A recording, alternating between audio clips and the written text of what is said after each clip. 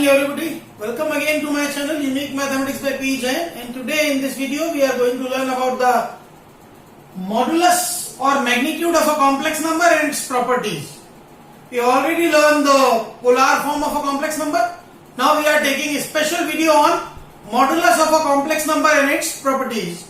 Since we know if z is any complex number x plus iota y, then its modulus or magnitude is calculated by mod z equals to root of x square plus y square, that is root of real part of z whole square plus imaginary part of z whole square. This we already know. Now we take its properties. Property number 1, magnitude of z is equals to magnitude of z bar is equals to magnitude of iota z is equals to magnitude of iota z is equals to magnitude of minus z. What I want to say? चाहे z हो, चाहे z बार हो, चाहे iota z हो, चाहे iota z बार हो, चाहे minus z हो, सबका मैग्नीट्यूड सेम होता है. You can very easily prove this. If z minus z लेंगे तो it is minus x minus iota y, तो इसका मैग्नीट्यूड फिर से माइनस एक्स का स्क्वायर प्लस माइनस वाई का स्क्वायर प्लस ही आ जाएगा. आयोटा z लेंगे तो आयोटा x माइनस वाई, इसका मैग्नीट्यूड फिर से माइनस वाई का स्क्वायर प्लस 1 का स्क्वायर, वो का वही आ जाएगा √2. So what I want to से, magnitude of z and magnitude of z bar, magnitude of iota z, magnitude of minus iota z, magnitude of minus z, all are always same. Second rule, magnitude of z1 into z2 is always equals to magnitude of z1 into magnitude of z2. We can very easily prove it by taking two complex numbers in polar form. For example, आपने ये लिए होते, अगर हम इन दोनों का product करते तो क्या होता, r1 r2 cos θ1 plus θ2 iota sin θ1 plus θ2, और उसका मैग्नीट्यूड लेते तो cos square θ1 plus θ2 plus sin square θ1 plus θ2 1 हो जाता, r1 r2 ही बचता. Similarly, division of two complex numbers z1 by z2 का magnitude is equal to magnitude of z1 upon magnitude of z2. Same इसी procedure में solve कर सकते हैं हम. magnitude of z power n is equals to magnitude of z whole power n. किसी number z की power n लेके magnitude करें या मैग्नीट्यूड लेके पावर n करें, value remain same. z into z bar is magnitude z square. कि हम जानते हैं कि z इंटू z बार आता था रियल पार्ट ऑफ z का whole square plus imaginary part of z का होल स्क्वायर, जिसको हम कह सकते थे magnitude of z square. Now after this comes triangular inequalities.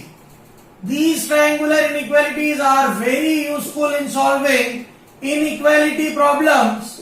So very important.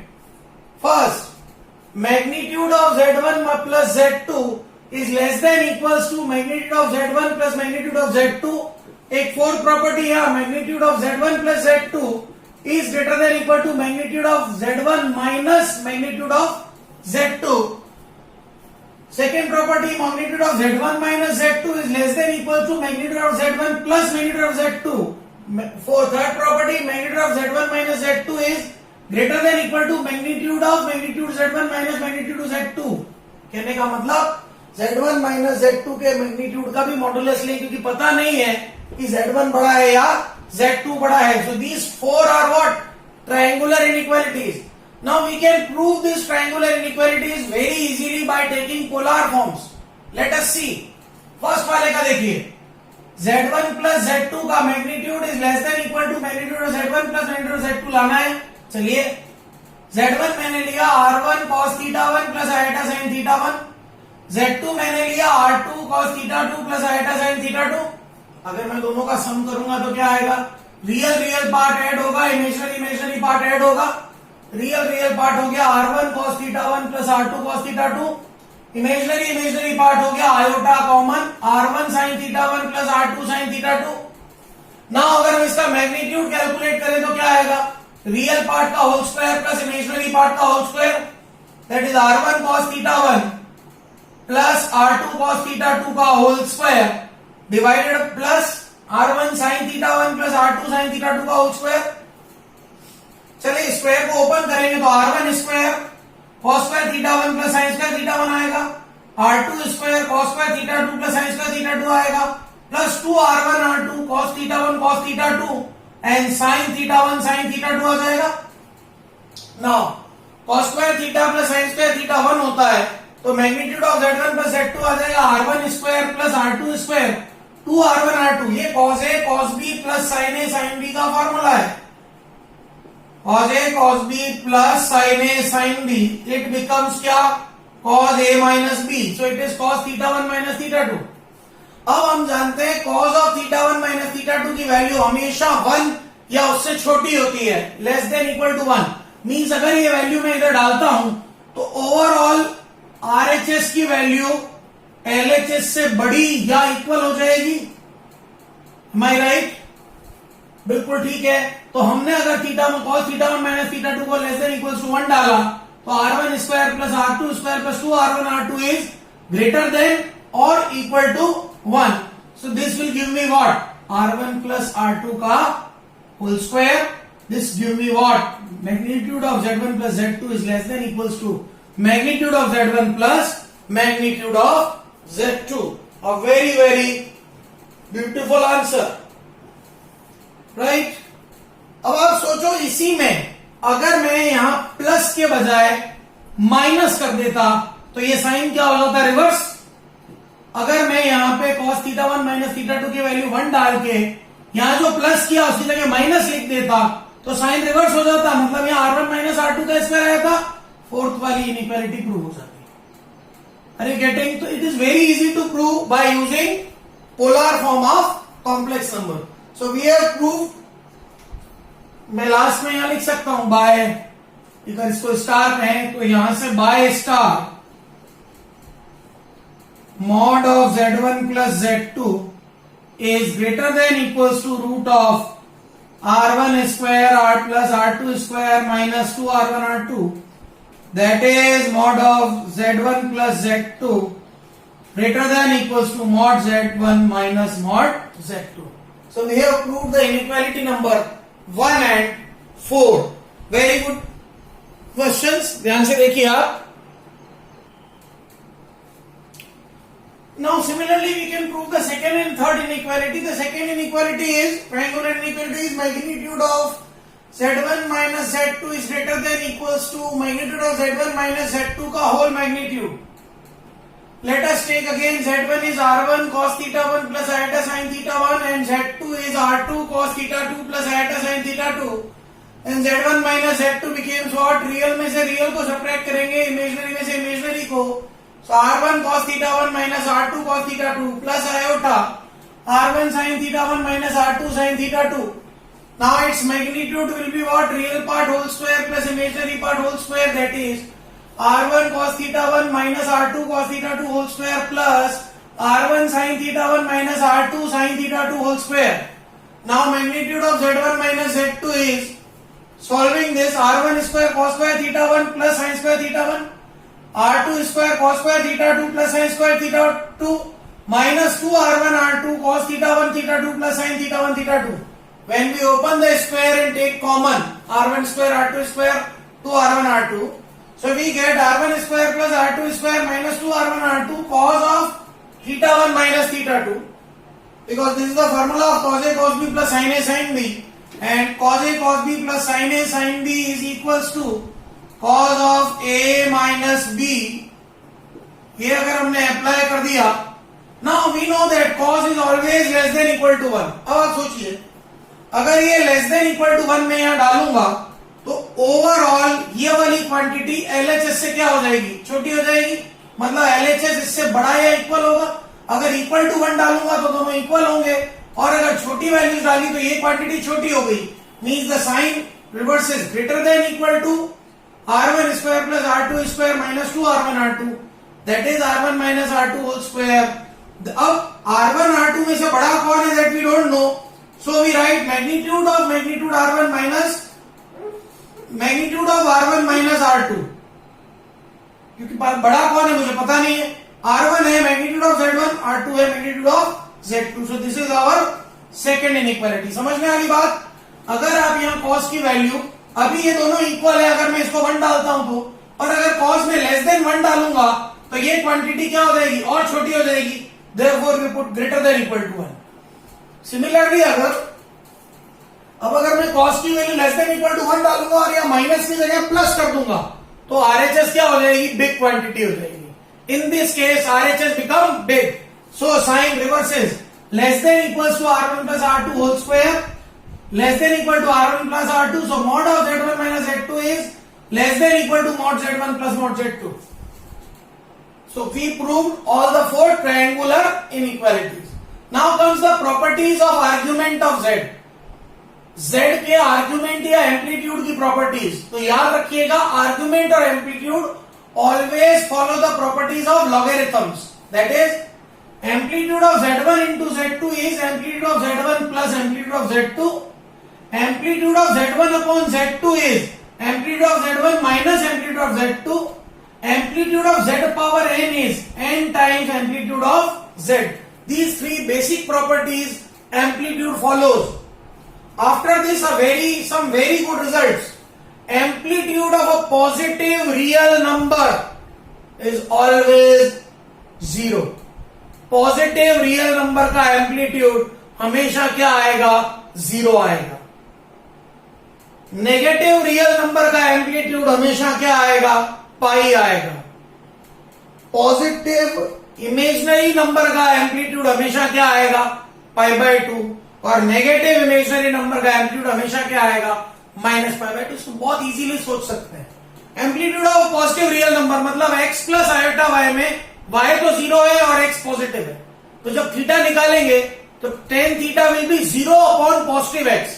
दोनों क्वांटिटी पॉजिटिव है, थीटा फर्स्ट क्वाड्रेंट में ही है, 0 डिग्री आएगा। Second case negative real number मतलब z equals to x plus iota y में y तो 0 है पर x अब नेगेटिव है, तो जब थीटा निकालेंगे हम लिखेंगे 0 upon minus x, y positive x negative, we will move in second quadrant, pi minus theta, मन में जो थीटा था वो 0 डिग्री, तो pi minus 0 it will become pi. Positive imaginary number means 0 plus iota y, real part 0 है, image number plus y है, tan theta लाएंगे plus y upon plus 0, both are positive, anything upon 0 is infinity, means first quadrant में angle है pi by 2। Amplitude of negative imaginary number 0 minus iota y, तो tan theta जब लाएंगे minus y upon 0, now y negative x positive, theta lies in fourth quadrant, theta हो जाएगा minus pi by 2। This is very very good result. Otherwise, all the question of related to magnitude and amplitude can be solved very easily by taking polar form. Now we will take some examples.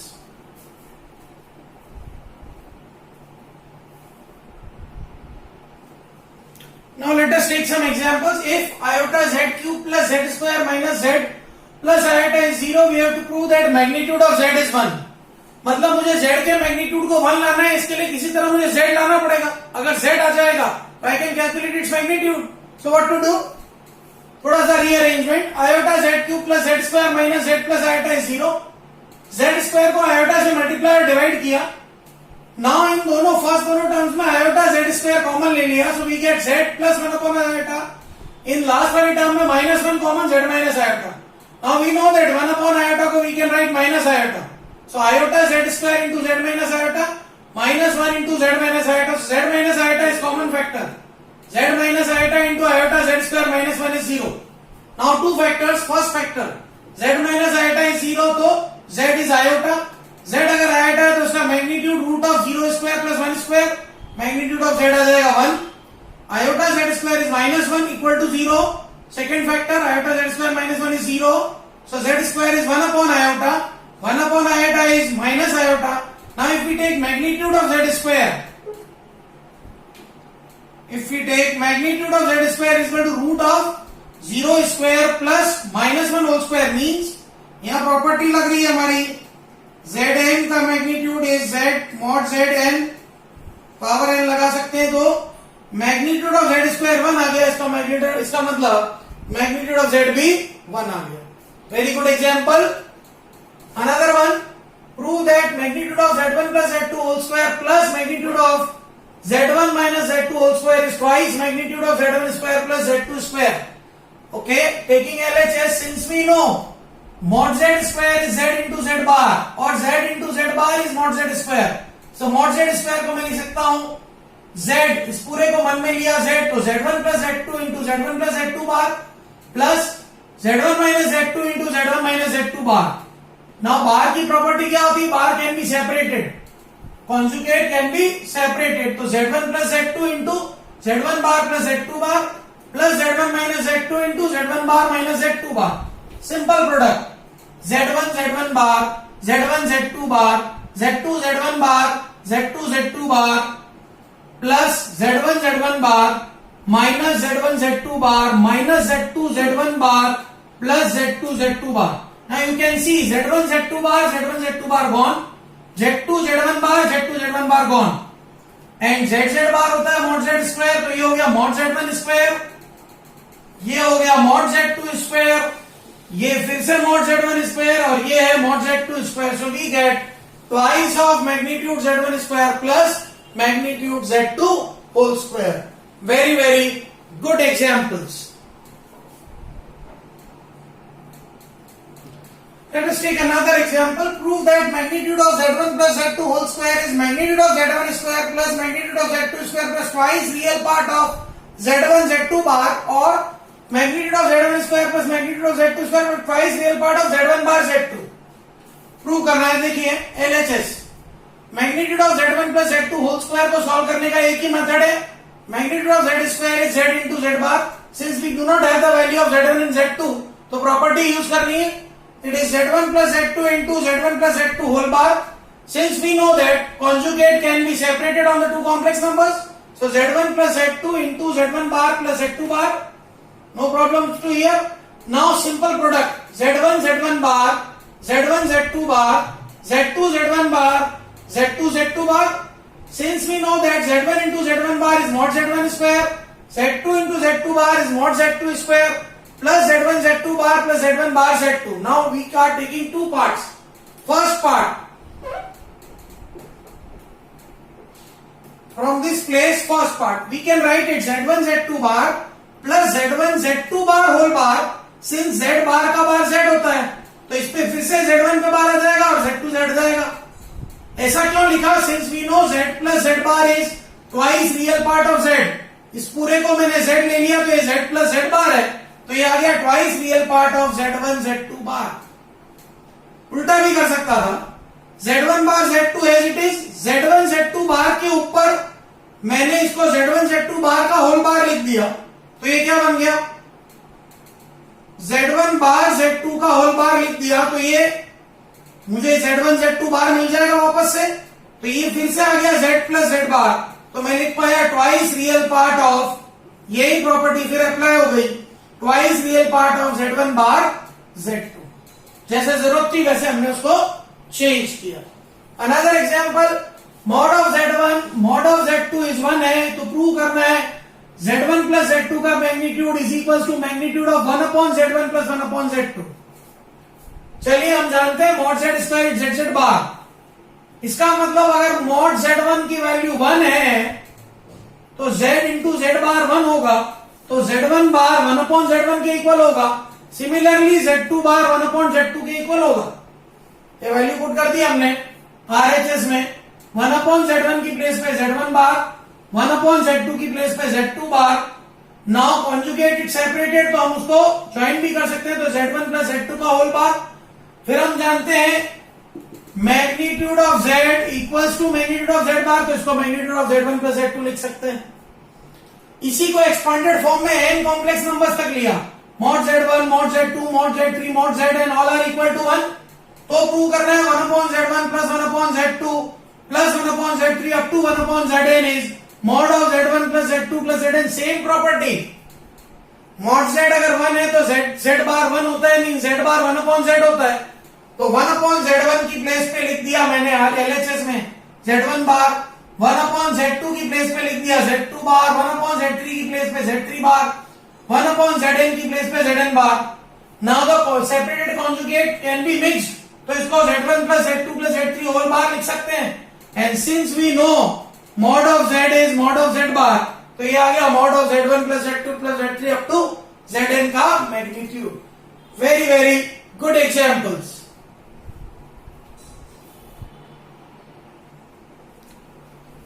Thus, in this video, we have learned about number 1, from modulus, its properties, argument, its properties, and some very good examples related to that. Hope आपको समझ में आए होंगे. If you have any problem, I am always there to help you out. Thank you. Have a great day.